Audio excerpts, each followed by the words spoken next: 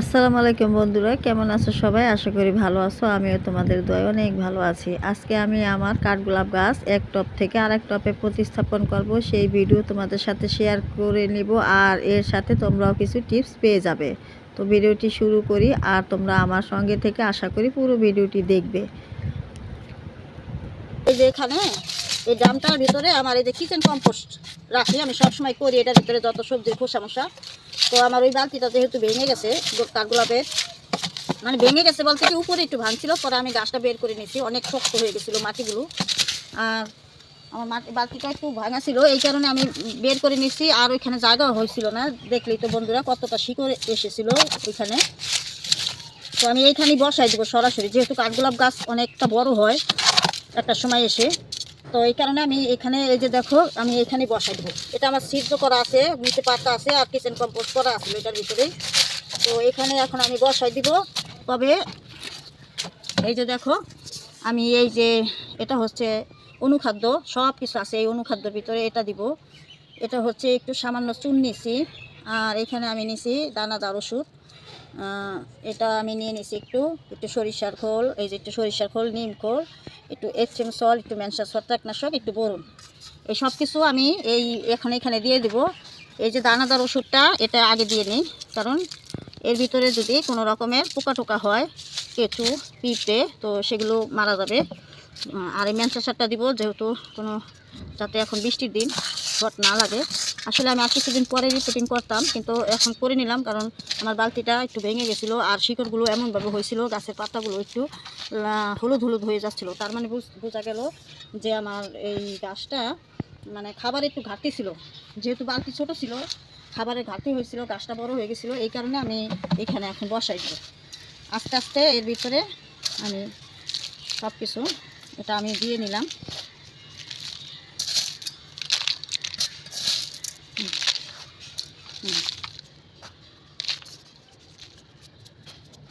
ওই দিয়ে একটু নিচে দিয়ে দিলাম, যাতে করে এর ভিতরে যদি কোনো রকমের ফাঙ্গাস, কোনো রকমের ছত্রাক পোকা থাকে, তো সব কিছু যাতে একটু গাছটা যাতে কোনো ছত্রাক না দেয়, সব কিছু একটু যাতে ধ্বংস হয়, এই কারণে আমি এতগুলো ব্যবহার করলাম। আর চুন দিলাম, চুন তো মাটির উর্বরতা বাড়ায়, ক্যালসিয়ামের যোগান দেয়।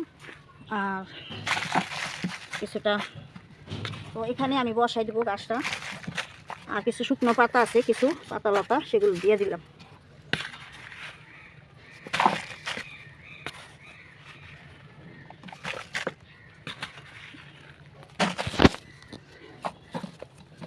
তো যাই হোক, গাছটা আমি বসাই দেবো।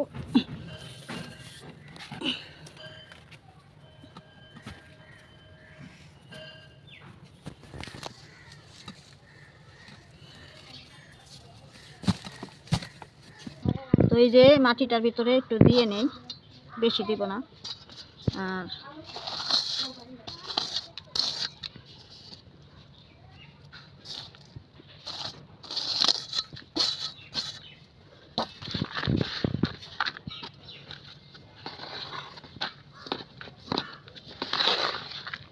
এখানে গোবর মাটি, দোআঁশ মাটি, গোবর, শুকনো গোবর, এটা আমি বরাবর আমার ভিডিওতে বলে থাকি বন্ধুরা, তোমরা কিন্তু জানো। আমি এই মাটিগুলো সবসময় বস্তার মধ্যে বন্দি করে রেখে দিই, গোবর মাটি একবার ভালো করে শুকিয়ে। আর এখন তো বর্ষা মাস, মাটি তো কোনোভাবেই শুকা দেওয়া যায় না, তো মোটামুটি যা আছে তাই। এই যে এর ভিতরে আমি দিয়ে দিব, আরও কিছু মাটি লাগবে।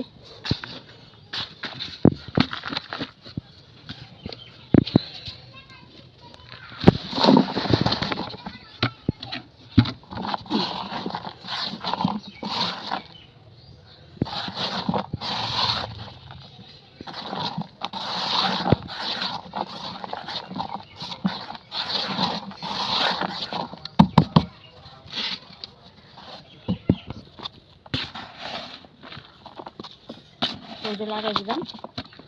যাই হোক,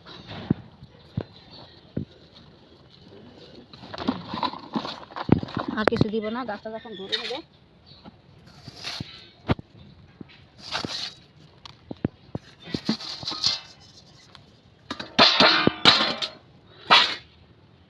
তো গাছটা যখন একদম ধরে নেবে, তখন এর ভিতরে আবার কিছু খাবার দিয়ে দেবো, সেটা 1 মাস পরে। এখন আর দিব না, যেহেতু এখন শিকড়, নতুন শিকড় বের হবে, এটাই যথেষ্ট। এখন কিছু জৈব সার দিয়ে দিব এর উপর দিয়ে, আর এখন কিছু দিয়ে নিলাম না গোবর।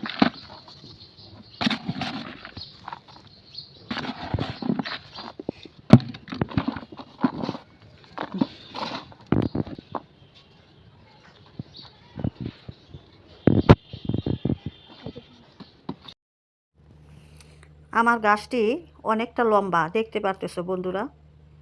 কেন আমি এত লম্বা রাখলাম এই গাছটা, সেটার কারণ আছে। কারণ হলো আমার বাড়িতে সব সময়ই খুব কম একটু রোদ আসে, কারণ আমার উপরে অনেক বড় বড় গাছ। তো কাঠগোলাপ গাছের জন্য প্রচুর রোদের প্রয়োজন, ম্যাক্সিমাম 7 থেকে 8 ঘন্টা। তো সেখানে রোদ লাগে আমার মাত্র 3 থেকে 4 ঘন্টা। তো এই কারণে আমি গাছগুলো একটু লম্বাটে করি, যাতে করে সূর্যের আলোটা গাছগুলো ধরে নেয়। এই গাছটা কিন্তু বন্ধুরা আমি ডাল কেটে করে নিয়েছিলাম, যাতে করে আমার গাছটা সুন্দরভাবে রোদ পায়। সেই কারণেই কিন্তু আমি এইভাবে লম্বা করে তারপরে আমি এটা রেখেছি। আর বড় ড্রামে কেন প্রতিস্থাপন করলাম, কারণ এই গাছগুলো অনেক লম্বা হয়। এই যে ভিডিওতে তোমরা দেখতে পারতেছো, এটা কিন্তু আমার গ্যাসেবার এই গাছ থেকেই ফুল এসেছিল। সেটার কিছু ফটোশ্যুট আমি তুলে রেখেছিলাম তোমাদের জন্য। তো দেখো, তোমাদের জন্য এখন সেটাই ভিডিওটি আমি দিয়ে নিলাম। তো এই কারণে কিন্তু বন্ধুরা আমি এই গাছটা এত লম্বা করে নিয়েছি। তোমরা ইচ্ছে করলে এটাকে ডাল কেটে ছাঁটাই করে আরও ছোট করে ঝোপালো করে নিতে পারো। তো আমি এই সমস্যার কারণে নিয়েছি। তবে এবছর আমি এই গাছটিকে খুব কম যত্ন করার জন্য অনেকটা কম ফুল পেয়েছি, অনেকটা কম সময় ধরে। সেটার ভিডিও কিন্তু আমি দিয়েছিলাম যখন আমার এই গাছটিতে ফুল এসেছিল। কেন এটার যত্নটা আমি করতে পারি নাই, যে বালতির ভিতরে ছিল সেই বালতির ভিতরে অনেক শিকড় চলে আসছিল এর মাটি থেকে, একদম উপরে চলে গেছিলো। সেই বালতিটার ভিতরে উপরে একদম আটকিয়ে গিয়েছিল, উপরে শিকড় চলে গেছিলো। তো আমি অনেক শিকড় কেটে ফেলে দিয়েছি উপরে। সেই কারণে আমি কোনোভাবেই গাছটাকে খোঁচাতে পারি নাই, কোনোভাবে কোনো খাবার দিতে পারি নাই। তো এর জন্য ফুলটাও কিন্তু খুব কম আসতে শুরু হলো। আর এখন যেহেতু বালতিটা একদম ফেটে গেছে, তো এই সময় আমি এটা বালতি থেকে একদম বের করে শিকড় টিকড় সব কেটে নতুন মাটি খাবার দিয়ে বসিয়ে দিব। হয়তো এই বছর গাছটা একটু সময় লাগবে আমার ভালো করে পাতা টাতা ডাল কুশি ছাড়তে।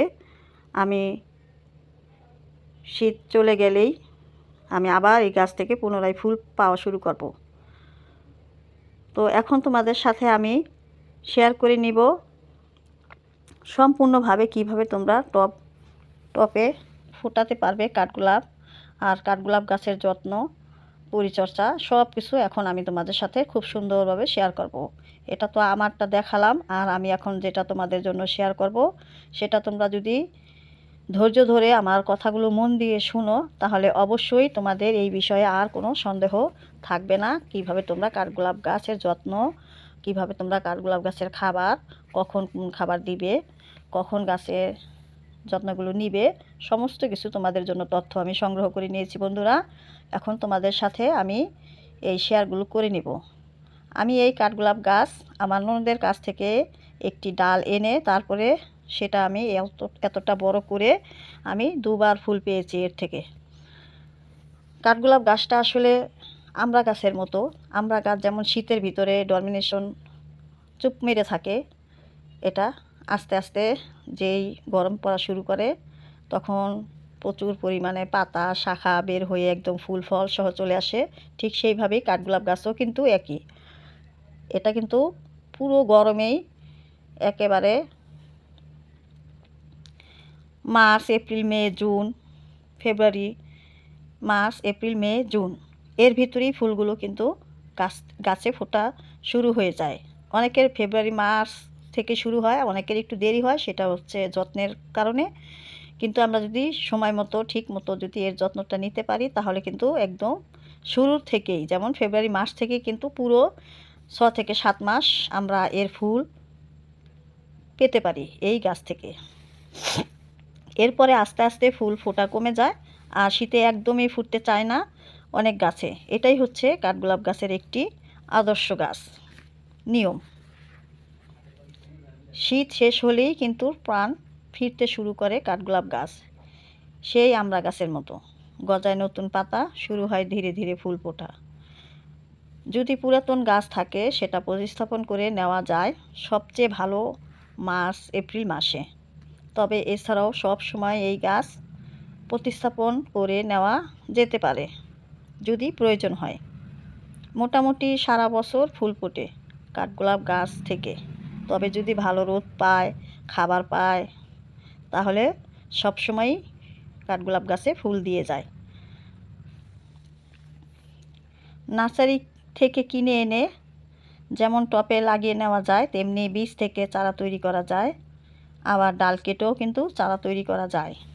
তবে বীজ থেকে চারা তৈরি করার জন্য অবশ্যই বীজগুলো একদিনের জন্য পানিতে ভিজিয়ে নিতে হবে বন্ধুরা। আর ডাল কেটে বসালে অবশ্যই ডাল একদিন ভালো করে সেই ডালটিকে একটু রোদে রেখে তারপরে কিন্তু মাটিতে বসাতে হবে। কাণ্ড কেটে ডাল কেটে মাটিতে বসালে 15 থেকে 20 দিনের ভিতরেই পাতাগুলো চলে আসে। কারণ এভাবে করেই কিন্তু আমি ডাল কেটে তারপরে এই গাছটি রোপণ করেছিলাম। দোআঁশ মাটি গাছের জন্য সবচাইতে আদর্শ মাটি এই কাঠগোলাপ গাছের জন্য। এখানে 70% মাটি, তার সাথে 30% জৈব সার মিশিয়ে তৈরি করতে হবে, বা যার মাটি যা তার থেকে অর্ধেক জৈব সার দিলেও হবে। এতে মাটি খুব ঝুরঝুরা থাকবে, আর ঝুরঝুরা মাটি কাঠগোলাপ গাছের জন্য একদম আদর্শ মাটি। ড্রেন সিস্টেমটা তো অবশ্যই ভালো রাখতে হবে, পানি জমাট যাতে না বাঁধে সেজন্য কিন্তু অবশ্যই ভালো করে ছিদ্র করে নিতে হবে। যে টবে লাগাবো তার নিচে অবশ্যই ভালো করে ছিদ্র করে নিয়ে তার উপরে কিছু ভাঙা মাটির টব আছে সেগুলো ভেঙে ভালো করে ভাঙা টুকরোগুলো ছিদ্র জায়গা দিয়ে বন্ধ করে লাগাতে হবে, যাতে করে ড্রেন সিস্টেমটা ভালো করে মাটির সাথে যখন পানি দিব নেমে যায়, মাটিতে যাতে পানি ধরে না রাখে। হ্যাঁ, গাছের শিকড়ে যাতে পানি জমাট না হয়। যখন আমরা লাগাবো সেই মাটির পানিটা, যখন আমরা পানি দিব সেই মাটির পানিটা যাতে করে ড্রেন সিস্টেম দিয়ে নেমে যায়। এই জন্য কিছু শুকনো পাতা, কাঠের ভুসি এগুলো ভালো করে ড্রেন সিস্টেমের জন্য দিয়ে নিতে হবে, যাতে করে পানিটা চুষে খেয়ে ফেলে। মাটিতে যেন যখন আমরা মাটিটা বানাবো বা এর ভিতরে যখন খাবার দিব নাইট্রোজেনের পরিমাণ বেশি না হয় সেদিকে আমাদের একটু খেয়াল রাখতে হবে। যদি আমরা লক্ষ্য না রাখি, নাইট্রোজেন বেশি হয়ে যায়, তাহলে কিন্তু প্রচুর পাতা চলে আসবে, ফুল ফুটবে না সহজে। তাই নাইট্রোজেন সার ব্যবহারের ক্ষেত্রে সাবধানতা একটু অবলম্বন করতে হবে, বিশেষ করে যখন গাছে ফুল আনার সময় হবে বা আসার সময় হবে। একটু বড় টব নির্বাচন করতে পারলে ভালো কাঠগোলাপ গাছের জন্য, কারণ কাঠগোলাপ গাছ অনেক বড় হয়, অনেক ঝোপালো হয়, আর অনেক প্রচুর এরা খাবার খায়, শিকড় ধরে নেয় মাটিতে। তার জন্য একটু বড় টব নির্বাচন করতে পারলে অনেক ভালো। গাছে নতুন পাতা গজাতে শুরু করলে অবশ্যই সেখানে একটু সুপার ফসফেট বা ইউরিয়া জাতীয় এরকম খাবার গাছের কিনারে, মাটির কিনারে বরাবর দিয়ে দিতে হবে। আর খেয়াল রাখতে হবে যাতে শিকড়ে না পড়ে সেই খাবারগুলো। মাঝে মাঝে সবজির খোসার পানি, সরিষার খোলের পানি একদম পাতলা করে দিয়ে দিতে হবে। অতিরিক্ত পানি দেওয়া যাবে না এই কাঠগোলাপ গাছে। যখন প্রয়োজন হবে তখন দিয়ে নিতে হবে। অবশ্যই মাটিগুলো শুকনো রাখতে হবে কাঠগোলাপ গাছের জন্য। তবে যখন ফুল চলে আসবে তখন কিন্তু পানি অবশ্যই দিয়ে যেতে হবে, তা না হলে ফুলগুলো কিন্তু ঝরে যাবে, বেশি দিন টিকবে না। ড্রেন সিস্টেমের জন্য অবশ্যই কিন্তু বারবার বলতেছি ভালো কিছু নিচে দিয়ে নেবে তলাতে। আর অতিরিক্ত পানি দেওয়া বন্ধ করতে হবে। টবের মাটি শুকালেই পানি দিতে হবে। রোদ ও আলো বাতাস এরকম জায়গায় কিন্তু এই গাছটা রাখতে হবে। মাটি ও জৈব সার মিশানোর সময় ছত্রাকের জন্য, অন্যান্য পোকামাকড়ের জন্য নিম খোল আছে, ম্যানসার ছত্রাকনাশক আছে, কিংবা চুলার ছাই ইত্যাদি বিভিন্ন রকমের ওষুধ আছে, সেগুলো দিয়ে নেওয়া যেতে পারে। সেগুলো অবশ্যই দিতে হবে, তা না হলে অনেক সময় মাটিতে ফাঙ্গাস, ছত্রাক লেগে যায়। আর বৃষ্টির সময় তো অবশ্যই লেগে যায়, তার জন্য কিন্তু এটা দিতে হবে। সাথে একটু এপসম সল্ট, একটু বোরন মিশিয়েও কিন্তু দিলে মাটিটা আরও ভালো হয়। গাছ রোপণের সময় কিন্তু দিলে গাছ কোনো শর্ট খায় না, এতে করে গাছ গাছ প্রতিস্থাপন করার সময় গাছটা কোনোভাবেই হেলে ডুলে পড়বে না। এছাড়াও যখন ফুল আসার সময় হবে তখন কলার খোসার পানি, পেঁয়াজের খোসার পানি এগুলো একটু 15 দিন 1 সপ্তাহ পর পর একটু দিয়ে দিলে ফুলগুলো খুব তাড়াতাড়ি চলে আসবে, ফুলগুলো খুব বড় বড় হবে এবং খুব সুন্দরভাবে কিন্তু পটাশটা পেয়ে যাবে এই গাছে। আর গাছ বসানোর সময় কিন্তু এইগুলো দিতে হবে। আর 1 মাস পর পর এমনিতেও ছত্রাকনাশক, যে কোনো ছত্রাকনাশক, যে কোনো অনুখাদ্য এগুলো কিন্তু অবশ্যই দিতে হবে। তাহলে কিন্তু গাছটা পুরোপুরিভাবে কিন্তু ভালো খাবারের যোগানটা পেয়ে যাবে। অবশ্যই ভালো রোদ গাছটিতে লাগাতে হবে, পোকামাকড় তাহলে কিন্তু খুব কম লাগবে। তাহলে বন্ধুরা, এই তো তোমাদের সাথে আমার আজকে শেয়ার ছিল। আশা করি তোমরা পুরো ভিডিওটি দেখে নিয়েছো। বন্ধুরা, যদি পুরো ভিডিওটা তোমরা দেখে নাও, অবশ্যই এই কাঠগোলাপ গাছ সম্পর্কে আর কোনো তোমাদের সংশয় থাকবে না। আমার নতুন বাগানি ভাই বোন যারা আছো এবং আমার বন্ধুরা, তোমাদের বিশেষ করে আমি সবসময়ই আমি যা করি আমার বাগান বিষয়ে তাই কিন্তু তোমাদের আমি সাজেশন দিয়ে থাকি। তোমাদের ভালো লাগলে গ্রহণ করবে আর আমার পাশে থাকবে। ধন্যবাদ সবাইকে এতক্ষণ আমার ভিডিওটি ধৈর্য ধরে দেখার জন্য। আশা করি পুরো ভিডিওটি আমার দেখে নিয়েছো। আমার নতুন বন্ধু যারা আছো তারা আর আমার পুরাতন বন্ধু যারা আছো তারা সবাই।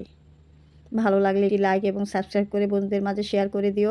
আসসালামু আলাইকুম বন্ধুরা, ভালো থাকবে। আজকের জন্য ভিডিওটি এখানেই রেখে দিলাম। ধন্যবাদ সবাইকে।